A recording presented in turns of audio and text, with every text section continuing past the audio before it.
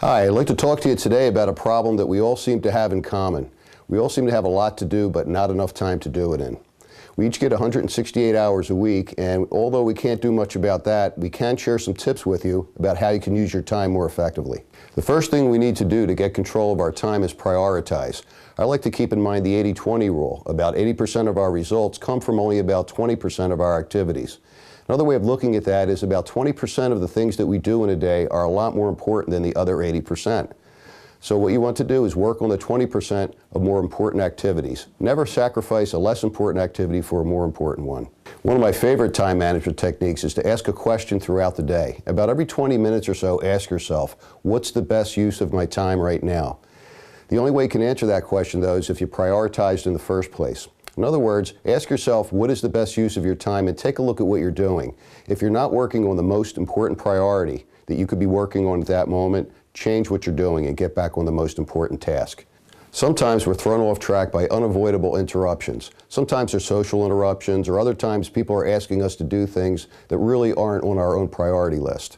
When this happens, we have to learn how to say no and get back on the important tasks that we need to be working on. When I talk to people in workshops about how to say no, people have some very creative ways to go about it. They act like they're still busy, they'll be working on the computer and try to send a kind of a nonverbal message that I'm too busy. I think that what works best is to look the person in the eye and in a friendly way let them know that you're just too busy to talk to them about whatever it is that they want to talk to you about at that moment, or help them out with the priority that's not really on your list. Another important tool in time management might surprise you. It's planning time to relax. You can't run full blast all day long and have the stamina you need to complete every task in an effective manner.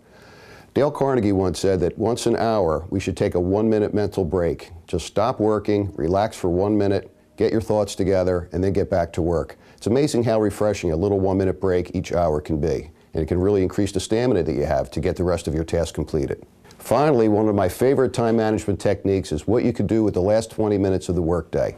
Last 20 minutes of my workday I like to use putting my prioritized to-do list together for my next day. This not only gives me an opportunity to plan out what I need to do first thing the next day, but it gets me to go home with a sense of closure.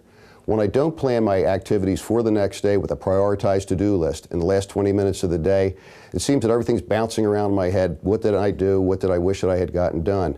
But when you spend the last 20 minutes, it gives you an opportunity to wind down, to put your priorities together for the next day, and truly go home with a sense of closure. If you'd like to get more information on how to plan your time more effectively or bring a workshop into your organization, please call me or visit my website. Thank you.